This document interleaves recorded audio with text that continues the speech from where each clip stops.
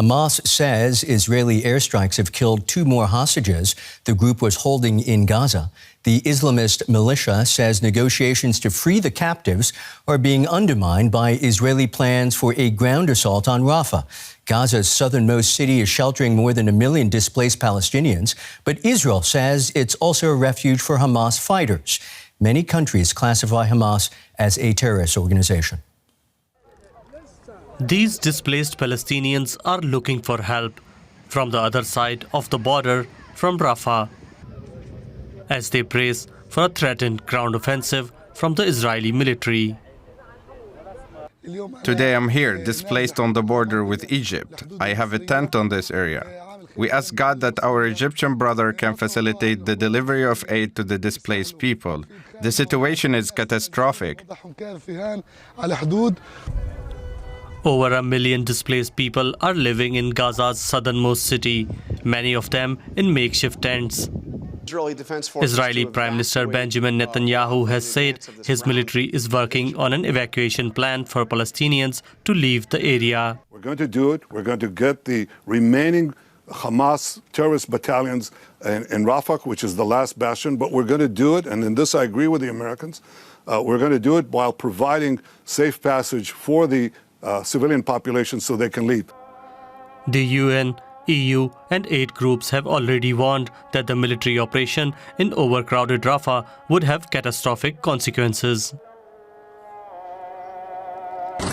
For displaced Palestinians, it's unclear where they are supposed to go next. Journalist Sami Sokol joins me from Jerusalem. Sami, an offensive into Rafah could mean high civilian casualties. So give us a deeper sense of why Israelis believe a push there is so crucial. Yeah, indeed, it will be very bloody. And I can tell you that Netanyahu himself has said that if Israel will not enter Rafah, then there will be no victory. So the whole outcome of the war depends on the capturing of Rafah. Rafah is the last stronghold of Hamas in the Gaza Strip.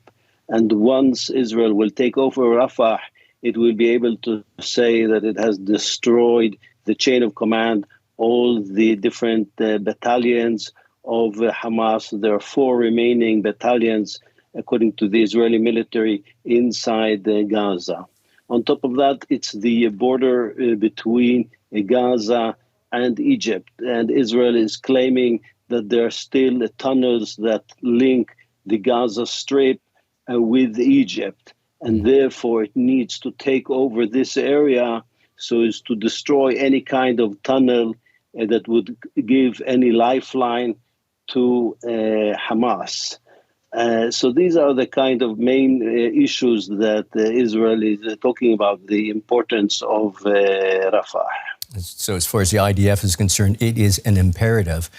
Israel's closest partners have expressed serious concern, as you well know, but none of that appears to be shaking Israel's resolve. What's the sense about how far Netanyahu is willing to distance himself from Israel's allies?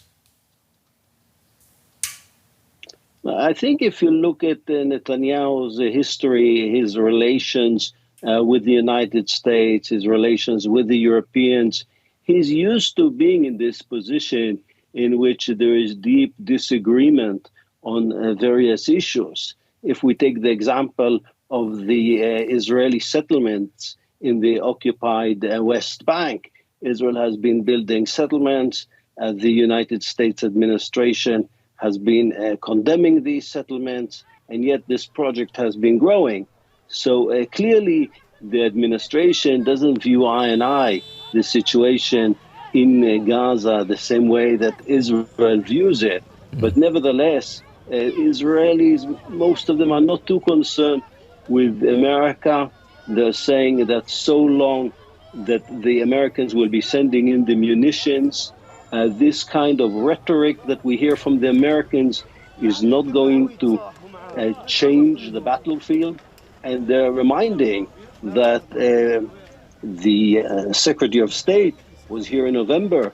He said that the war would last for a few more weeks. And here we are already in February, and the war is going on. So it seems that some of these statements, at least coming from the Americans, are for internal consumption for the Democrats who are not pleased with the way the war is going. Right. Sammy, this weekend, families have been calling for the government to make a deal to bring the hostages back safely. And then there are protests calling for the government to step down. At this stage in the conflict, is Netanyahu still losing support among ordinary Israelis? Yeah, well, Netanyahu, he has lost a lot of support following the 7th of October fiasco. Most of the public thinks that he should not be the prime minister. And it's clear now that he's not putting the hostages as a top priority.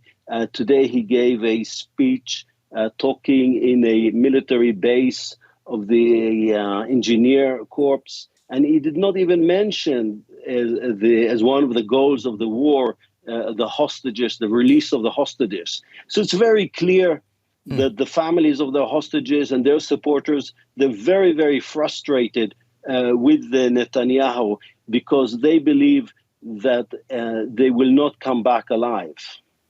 That is Sammy Sokol in Jerusalem. Many thanks, Sammy.